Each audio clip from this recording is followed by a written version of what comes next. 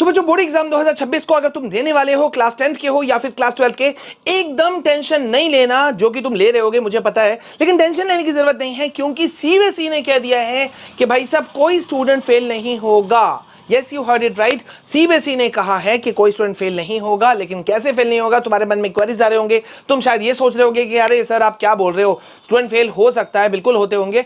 Yes, तुमने भी ठीक कहा कि स्टूडेंट फेल हो सकते हैं, लेकिन सीबीएसई ने खुद रास्ता बता दिया है कि भाई साहब तुम पार कैसे हो सकते हो, फेल नहीं हो करके तुम बहुत बहुत बहुत बढ़िया नंबर से पास कैसे हो सकते हो, सब कुछ बता दिया है। तो ये उस पूरे सीरीज का मतलब ये मैं पहला वीडियो तुम्हारे सामने में लेकर आ रहा हूं, जिसमें कि मैं तुमको क्लैरिफाई कर दूंगा, विद प्रूफ दिखाऊंगा। मेरे पीछे सीबीएसई का ऑफिशियल वेबसाइट खुला हुआ है और यहां से मैं तुमको दिखाऊंगा कि सीबीएसई ने कैसे कह दिया कि भैया तुम लोग अच्छे खासे मार्क्स ला सकते हो, पास कर सकते हो। हाँ, अब कोई खाली कॉपी छोड़कर आ जाए तो उसका तो कुछ नहीं हो सकता, ये तो तुम भी मानोगे। ठीक है, तो ओके, ये वीडियो बहुत इंपॉर्टेंट होने वाला है, प्लीज वीडियो के अंत तक बने रहना, लाइक शेयर सब्सक्राइब सब कुछ करना है। कमेंट सेक्शन में अपना क्लास, अपना नाम जरूर लिखो, तैयारी कैसी चल रही है जल्दी से बताओ। तो यहां पे मैं तुमको सीबीएसई के ऑफिशियल वेबसाइट पे ले जाऊं, इससे पहले सीबीएसई ने क्या कहा मोटे मोटे तौर पर मैं तुमको बता देता हूं। और ये ऐसे वैसे हम नहीं कह रहे हैं, पूरे यूट्यूब पे पिछले 10 साल से उठा के तुम अगर देख लो तो सबसे ऑथेंटिक चैनल यहां इसे कहा जाता है। और वो इसलिए कहा जाता है क्योंकि यार यहां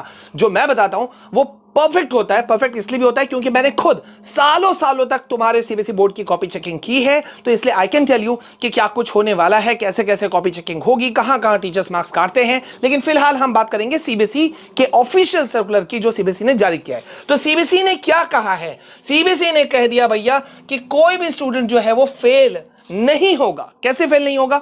पहली बात, सीबीएसई ने कहा, बहुत सारे लोग बोल रहे हैं पेपर लीक हो गया, ये हो गया, बहुत सारे यूट्यूब वीडियोस भी आ रहे हैं, लेकिन सीबीएसई ने कहा चिंता नहीं करो, कॉपी चेकिंग जो है वो लीनियंट होगी। सबसे पहले सीबीएसई ने क्या बता दिया है, कॉपी चेकिंग लीनियंट होगी, यानी कि हार्ड कॉपी चेकिंग नहीं होगी। देखो भाई, बोर्ड एग्जाम का पहला प्रेशर, पहला इशू यही होता है। मैं तुमको थोड़ा सा रुक के बता दूं कि मैं तुमको विद प्रूफ दिखाने वाला हूं, इसलिए मैं चाहता हूं वीडियो के अंत तक बने रहो। और भले ही तुम स्पीड से देखो, 1.5 के स्पीड से देखो, आई डोंट केयर, लेकिन पूरा अंत तक देखना ताकि तुम्हारा मोरल बूस्ट हो। ठीक है, तो सीबीएसई ने कहा पहला पॉइंट कि भाई सीबीएसई जो कॉपी चेकिंग करेगा वो लीनियंट कॉपी चेकिंग करेगा, चाहे फिर 10th की बात हो या 12th की बात हो, दोनों के लिए वैसे ही जो कॉपी चेकिंग क्राइटेरिया है। ठीक है, मार्किंग स्कीम जो होता है वो सीबीएसई ने जारी कर दिया है। सीबीएसई ने कहा भैया ऐसे ऐसे ही करके तुमको कॉपी चेकिंग करना है।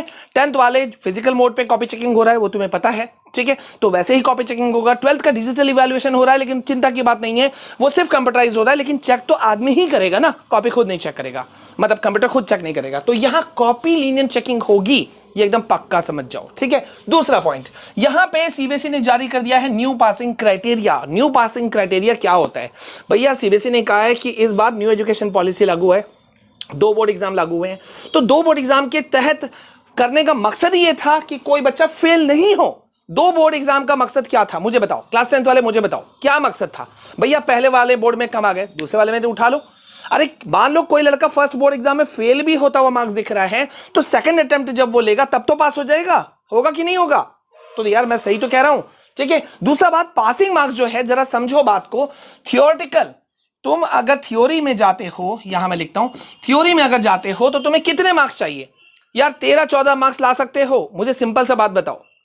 हाँ, आउट ऑफ 80 थ्योरी पेपर जो होता है, थ्योरी पेपर 80 का होता है, और इंटरनल असेसमेंट बोलो या प्रैक्टिकल बोलो, ये 20 के होते हैं, तो दोनों मिला के 100 होते हैं। तो 80 में से क्या तुम 14-15 मार्क्स भी नहीं ला सकते? 14-15 मार्क्स थ्योरी में, सिर्फ 14-15 मार्क्स भी नहीं ला सकते? मुझे ये बताओ। ठीक है, अच्छा, इंटरनल असेसमेंट में तुम लिख के रख लो, अपने किसी भी सीनियर से पूछ लो, भले 8 साल वाले सीनियर से, वो तुम्हें बताएगा कि 19-20 मार्क्स 20 में 20 या 20 में 19 तो पक्का आ जाता है। अब अगर तुम मान लो, मैं थोड़ी देर के लिए मान लेता हूं कि भैया चलो थ्योरी में 14 आया और इंटरनल में 19 आया, तो भी कितना हो रहा है? तो भी 33 हो रहा है। तो यहां से क्या 13, 14, 15, 16, 17 इससे ऊपर भी तुम नंबर नहीं लाओगे? और क्या तुमको 20 नहीं मिलेगा? तो तुम इजीली पास हो, कोई चिंता करने की बात नहीं है। ठीक है, ओके। अब यहां पे एक बहुत बड़ा बात आता है कि भैया जो हमारा मतलब हमने अटेम्प्ट किया, लेकिन बहुत सारे बच्चे होते हैं जो पूरे मार्क्स तक, मतलब डर इतना हावी होता है, आता है क्वेश्चन, बहुत सारे लोग बोलते हैं स्टूडेंट ऐसे हैं वैसे हैं, डरपोक है, पढ़ते नहीं है, उसका बहाने बनाते हैं। मैं नहीं मानता, मैं हमेशा स्टूडेंट्स के साथ में खड़ा रहता हूं। स्टेप मार्किंग तुमको मिल रहा है। स्टेप मार्किंग का मतलब क्या हुआ, इसका मतलब क्या है स्टेप मार्किंग का मतलब? स्टेप मार्किंग का मतलब ये हुआ, सपोज तुम मैथ्स का एग्जाम दे रहे हो, क्या किसी भी सब्जेक्ट का एग्जाम दे रहे हो, तुमने कुछ स्टेप्स तो लिख दिए पॉइंट में, तुमने पहला कुछ पॉइंट लिखा, दूसरा कुछ पॉइंट लिखा, तीसरा कुछ पॉइंट लिखा, मान लेते हैं चौथा भी लिखा, ठीक है, लेकिन मान लेते हैं कि चौथा वाला जहां फाइनल आंसर आता, चाहे कोई भी सब्जेक्ट हो, मैथ्स हो कोई भी हो, अगर मान लो एक पॉइंट गलत हो गया तो इसका मतलब क्या पूरा आंसर गलत मान दिया जाएगा? जी नहीं। सीबीएसई ने कहा कि हमने बाकायदा पासिंग क्राइटेरिया भी जारी किया है और कॉपी चेकिंग क्राइटेरिया भी जारी किया है, जिसमें कहा गया है कि स्टेप मार्किंग के मार्क्स मिले। 3 स्टेप लिखा बच्चा ने, दे दो भाई मार्क्स, तो मार्क्स तुमको मिलेंगे। अब हम आते हैं मॉडरेशन पॉलिसी पे। तो जब मॉडरेशन पॉलिसी होगा, लागू होगा, तो मॉडरेशन पॉलिसी देखो कहां, सीबीएसई का ऑफिशियल वेबसाइट है, यहां पे तुम क्लिक करते हो, सीधा नीचे स्क्रॉल करो, करते जाओ करते जाओ करते जाओ करते जाओ, यहां आ गया बोर्ड एग्जाम। बोर्ड एग्जाम में थोड़ा सा और जाओ और जाओ और जाओ और जाओ, मैं तुमको विद प्रूफ दिखा रहा हूं। यहां तुमने क्लिक किया, ये रहा सीबीएसई का ऑफिशियल मॉडरेशन पॉलिसी, और ये कब अपडेट हुआ है जरा इसे देख लो। यहां तुम अगर देखो, ठीक है, तो लास्ट अपडेटेड ऑन 9 फरवरी 2026। आज क्या हो रहा है? 15। 9 फरवरी को अपडेट कर दिया सीबीएसई ने।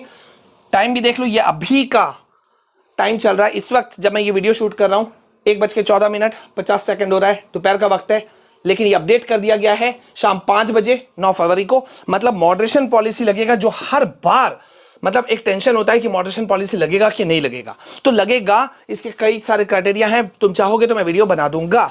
ओके, तो ये मैंने बहुत बड़ा प्रूफ तुमको दे दिया कि भैया मॉडरेशन पॉलिसी जो है वो तुमको लग रहा है, ठीक है। ओके, चलो ये भी हो गया। अब आते हैं ग्रेस मार्क्स पर। ग्रेस मार्क्स क्या होता है? कोई बच्चा 2-4 नंबरों से उसके जो रिजल्ट है वो रुक रहा होता है, खराब जा रहा होता है, तो टीचर खुद दे देता है यार, सीबीएसई ने खुद इंस्ट्रक्शन दे रखा है। 2-3 नंबर से 4 नंबर से हो सकता है यार बच्चे का उस दिन ठीक नहीं हो, तबियत खराब हो, कुछ भी हो, तो इसलिए दे दो और पास कर दो। तो ग्रेस मार्क्स भी यहां अवेलेबल है तुम सब लोगों के लिए, ठीक है। और बहुत इंपॉर्टेंट पॉइंट, मैं 6 पॉइंट बता रहा हूं, इसको बहुत ध्यान से सुनना। मैं थोड़ा सा यहां जगह खाली कर रहा हूं। यहां पे कहा गया है सीबीएसई ने क्या कहा है कि भाई क्वेश्चन अटेम्प्ट अगर कोई स्टूडेंट कर रहा है, मतलब स्टेप मार्किंग भी छोड़ो, अगर बच्चे ने क्वेश्चन अटेम्प्ट किया, कुछ लिखने की कोशिश की, अब ऐसा भी तो होता है ना भाई, टाइम खत्म हो गया, हाँ टाइम खत्म हो गया, या बच्चा पूरा नहीं लिख पाया, मतलब समझो कि एक पैराग्राफ लिख पाया, छोटा सा पैराग्राफ, और बाद बाकी में टाइम खत्म हो गया, या जो भी हो गया, उतना भी लिखा, मान लो टाइम नहीं भी खत्म हो गया, उतना भी लिखा, तो क्वेश्चन अटेम्प्ट करने के भी उसको क्या मिलेंगे? मार्क्स मिलेंगे। और साथ ही साथ मिलेगा मार्क्स किस पे? पेपर प्रेजेंटेशन पे। तो पेपर प्रेजेंटेशन कैसे होता है? हर सब्जेक्ट का, चाहे मान लो ये साइंस है, तो साइंस का पेपर प्रेजेंटेशन तुम किस तरह से करोगे, तुम कॉपी में किस तरह से लिखोगे, तुम्हारा साइड का जो है वो कितना गैप होना चाहिए, किस तरह से आंसर लिखोगे, ठीक है, वो तुमको पता होना चाहिए। अगर तुमको पेपर प्रेजेंटेशन का नहीं पता कुछ भी, तो मुझे लिखो, कमेंट सेक्शन में भर दो, मैं इसके ऊपर बना दूंगा वीडियो, ठीक है, और स्पेसिफिकली सब्जेक्ट वाइज बनाऊंगा। बस तुम थोड़ा सा फॉलो करोगे, तुम्हें मार्क्स मिल जाएंगे यार। मैंने एक नहीं 6 पॉइंट बता दिए, विद प्रूफ दिखा दिया कि कोई स्टूडेंट इस बार फेल नहीं होगा अगर वो मेहनत करके जी जान लगा देगा तो, ठीक है। तो लिख दो, सर इस बार बोर्ड को फोड़ेंगे। कमेंट सेक्शन में मुझे चाहिए हर स्टूडेंट से, इस बार बोर्ड को फोड़ेंगे। देखो यार, बहुत सारे लोग मिलेंगे जो तुम्हें डिमोटिवेट करेंगे, मैं तुम्हें मोटिवेट करने आता हूं, डिमोटिवेट करना इज नॉट माय वर्क, ठीक है। सो प्लीज वीडियो को लाइक करो, ज्यादा से ज्यादा शेयर करो, क्योंकि तुम्हारे हिम्मत देने से शायद कोई स्टूडेंट को कॉन्फिडेंस आ सकता है। मिलते हैं नेक्स्ट वीडियो में, तब तक के लिए जय हिंद, वंदे मातरम।